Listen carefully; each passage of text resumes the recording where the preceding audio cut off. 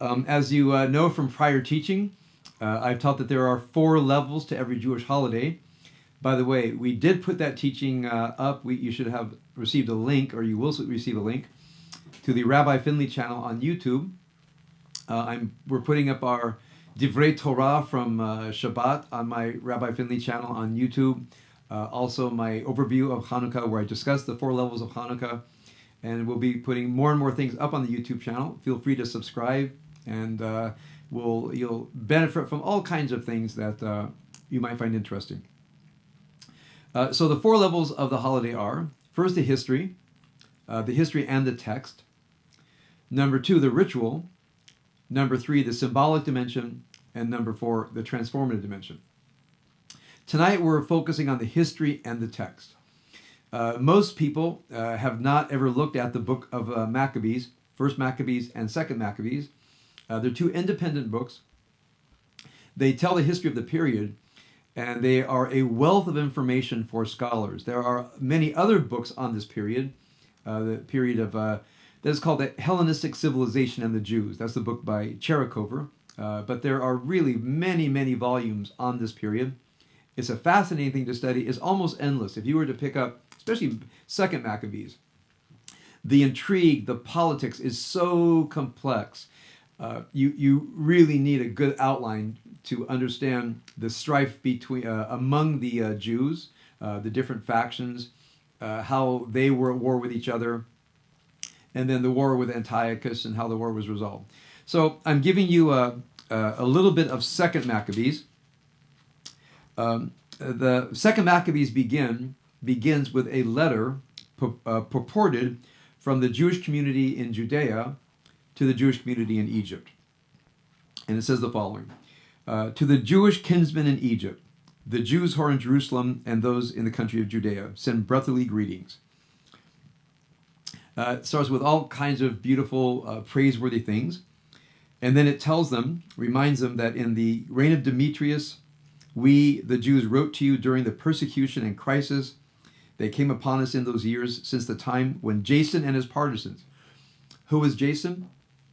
If you look forward in 2 Maccabees, Jason was from the Judean perspective, a renegade priest who wanted to turn Jerusalem into an ally of the Syrian Hellenists and have the priests adopt the religion of the Syrian Hellenists. You'll see this in 2 Maccabees chapter 4.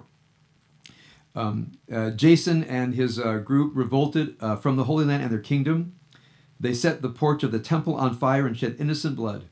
We prayed to God. We offered sacrifice and fine flour. We lit the lamps. We set out the bread of presents. And now you are to observe the celebration of the Feast of Tabernacles in the month of Kislev. So we know that from the 2nd Maccabees, in this first letter, they don't call it Hanukkah. There's no mention of the miracle of the oil, just a military victory. And the name of the holiday is the Feast of Tabernacles, meaning Sukkot, in the month of Kislev, which affirms the idea that Hanukkah is 8 days because it was a reenactment of the 8-day dedication in the time of Solomon during Sukkot and Shmini Atzeret. So that's why the idea of the miracle of the 8 days of oil is a very, very, was told hundreds of years after the Hanukkah story. It's 8 days because it was a repetition of King Solomon's dedication of the first temple during Sukkot. Now there's a second letter. This is from the people of Jerusalem and Judea, from the Senate, and from Judas, meaning Judah Maccabee, to Aristobulus, the teacher of King Ptolemy, the king of the Ptolemaic Empire, North Africa, and to the Jews in Egypt, greetings and good health. Who is this Aristobulus? Why would they be writing a letter to Aristobulus? So Aristobulus, we are told, that was a high priest from a high priest family, lived in Egypt, and he wrote a commentary on the Torah where he tried to show that Greek philosophy is rooted in the Hebrew law and prophets. Now, we've lost that book, but many other commentators, Christian especially, refer to the work of Aristobulus, although we don't have that book. So Aristobulus was a priest. Aristobulus was a Hellenized enough Jew that he knew Hellenistic sources, such as Plato and Aristotle and others. And he saw, like Philo, who came after him, he saw that Greek philosophy came out of the Hebrew Bible and the Torah and the prophets. Now, he tells the story of how Antiochus IV died. So most of you know that Antiochus IV was the one who issued the decrees for the eradication of Judaism. Both 1st and 2nd Maccabees attest to this, and scholars believe that it is true. This is how Antiochus IV died. When Antiochus went into Persia with an army that seemed invincible, they were cut to pieces in the temple of Nanea through a stratagem employed by the priest. So he, with his companions, went into a Persian temple, and when they went into the Persian temple, the priest in this Persian temple shut the sanctuary, opened a secret door in the paneling, and hurled stones at them. The king fell as if felled by a thunderbolt. So the text then celebrates the killing of King Antiochus when he invaded Persia. The question is, when did he invade Persia? 2nd Maccabees seems to think it was before the Maccabean revolution. Most scholars believe it was after. Meaning he went to Persia because he lost so much of his treasury, paying in trying to put down the Judean rebellion, that after the rebellion wasn't put down and his forces retreated, he went out to other lands to try to loot their sanctuaries and recoup his losses, and he was killed in his expedition to Persia. And then the author of this letter to Aristobulus says, "We're about to celebrate the purification of the temple on the 25th of Kislev." Now, this letter is written many years after the Maccabean revolt, so we don't know if the author means we're about to celebrate what happened then, or if he's purported to saying, I'm writing this in real time. So he talks about the rededication. Here's something very interesting. Listen to this. This is 2nd Maccabees, chapter 1, verse 19. When our fathers were carried off to Persia, meaning Babylonia, but remember the Persian Empire conquered the Babylonian, so they're saying carried off to Persia. The pious priests of those days secretly took fire from the altar and concealed it in a dry well. So they're saying that the altar in Jerusalem had a fire. They secretly transported the fire to Persia and put the fire down into a dry well. It proved a safe hiding place and remained undiscovered. Now, why did they do it? Because when they went back to Jerusalem, they wanted to use that same fire. After many years had passed, in God's good time, Nehemiah was sent by the king of Persia. He then dispatched the descendants of the priests who had hidden the fire and informed them that they found not fire, but a thick, viscous liquid. The fire was gone, a deep liquid was there. Nehemiah ordered them to draw some out and bring it to him. When the material of the sacrifice had been presented, he ordered the priests to sprinkle this dark liquid over the wood and the tidings laid upon it. And this was done. Some time passed, and the sun, which had earlier been hidden by the clouds, shone out, and the altar burst into a great blaze. Everyone marveled. As the sacrifice was burning, the priests offered prayers. And it has a long prayer that they offered. Now down to verse 33. These events became widely known. The king of Persia was told that in the place where the priests who were deported had hidden their fire, a liquid had appeared that Nehemiah and his companion had used to burn up the materials of the sacrifice. When the king of Persia verified the fact, the king enclosed the site and made it sacred. The custodians he appointed received a share of the very substantial revenue that the king derived from it. So we have a story here that the fire was taken from Judea to Persia, put into a well. When they went back to retrieve the fire, they found what we call today oil. They sprinkled it on a sacrifice. It burst into flame. They told the king of Persia, and he said, mark that off and get some more of that liquid. Now, we know that what we would call today oil was already discovered in the ancient world, but it's interesting that from the perspective of 2nd Maccabees, it was in some sense created or pulled out of the earth by the fire of the Second Temple. Nehemiah and his companions called this liquid nephtal, and then with a very, very distorted Hebrew etymology from the word niftar, meaning purified. It does not mean that, but they wanted to give a Hebrew meaning to the word nephtar, which in modern Hebrew is neft. Neft is the word in modern Hebrew, I think, for kerosene.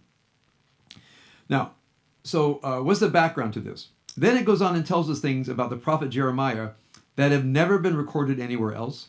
So here we have an indication that there are many, many texts from that period that have never been recovered. It says the following. It was the prophet Jeremiah who ordered the exiles to hide the fire, so that having given them the law, he charged them not to neglect the ordinance of God.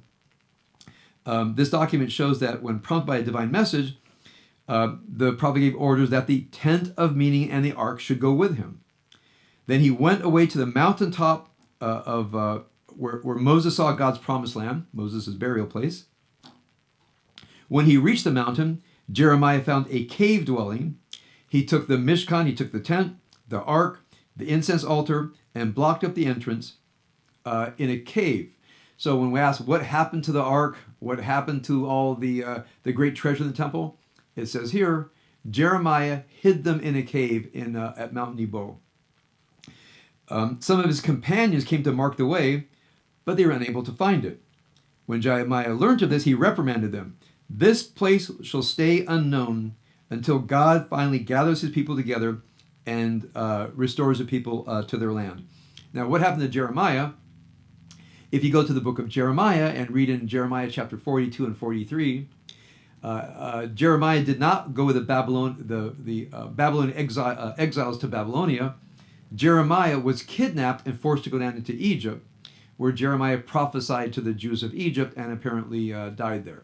So the idea here is that before Jeremiah went to Egypt, he hid everything, including the ordering of putting the fire, taking the fire with them to Persia, and then putting it in a well. Then it says further, it was related that Solomon, having the gift of wisdom, offered sacrifices, and he brought down the fire, as we sing in the beginning of the first Kings, when he dedicated the temple. These same facts are set out in the official records in the memoirs of Nehemiah, which have been lost to history. But the person who wrote this letter assumes that everybody knows of the memoirs of Nehemiah, which have been lost to history, where all this has already been laid out. Just as Nehemiah collected the chronicles of the kings, the writings of the prophets, the works of David, royal letters about sacred offerings to be found in his library, so now we have a sense of the Bible being put together by this person that we would not know about had it not been for 2 Maccabees. He has the library, the canon of the Jewish tradition. So that's why many people ask, when did the Bible finally start coming together? It seems that during the time of the early Babylonian exile, as is recorded here. So Judas also collected all the books that had been scattered as a result of our recent conflict. Now we know something else about the Maccabean Revolution, that the books that had been taken from Judea to Babylonia, Persia, and been brought back with the founding of the Second Temple and stayed in a temple library there for hundreds of years. It seems that during the oppression of Antiochus IV, they then scattered all these texts and hid them from the oppression of Antiochus IV, probably fearing that he would destroy this library. So it says that Judas actually has collected this library back together, Judah Maccabee, and these are in our possession. If you need any of them, send us a messenger. So they offer to this Aristobulus in Egypt, if you want to look at any of this, tell us and we'll send it down there so you can take a look. We have it in our library, and it's a lending library. And then we are about to celebrate the purification of the temple. We are writing to impress upon you the duty of celebrating this festival. So now we learn something else. That even though we find in the books of Maccabees that Judah declared it's a holiday for all Jews at all times, they weren't celebrating the holiday in Egypt. So part of the job of this letter is to tell the Egyptian Jews, you really do need to celebrate this holiday. God has saved his whole people and granted all of us the Holy Land and the kingship, the priesthood, the consecration, and delivered us from great evil. So to remind you, now I'm going to go back to second Maccabees verse 18 to emphasize a point. We're about to celebrate the purification of the temple in Kislev, and think it right to inform you so that you may also for your part celebrate a Feast of Tabernacles in honor of the fire which appeared when Nehemiah offered sacrifices. So what is Hanukkah about from this perspective? It's in honor of the hidden fire. So we call Hanukkah also Chag HaUrim, the holiday of fire. I mean, until I read 2 Maccabees, I had no idea that according to 2 Maccabees, one of the reasons we call this the holiday of Chag HaUrim, the holiday of light, of Or, is because of the tradition of the hidden fire that was taken to Persia, brought back. The king of Persia used it to discover, according to this story, oil in the Middle East, and now here it is back in Judea. So, how much of this is historical? Well, I don't believe that actually the fire was preserved, taken to Babylonia, put into a well, and oil was discovered. But scholars, as they look at everything mentioned here, for example, Aristobulus, the tradition of the holiday of fire and so forth, scholars have pored over these texts and many others, and there's a wonderful amount of history that can be discovered from reading these books. If you're not particularly interested in late Second Temple history, this is probably too arcane for you, but I wanted all of you to know that these texts are there. They're utterly fascinating.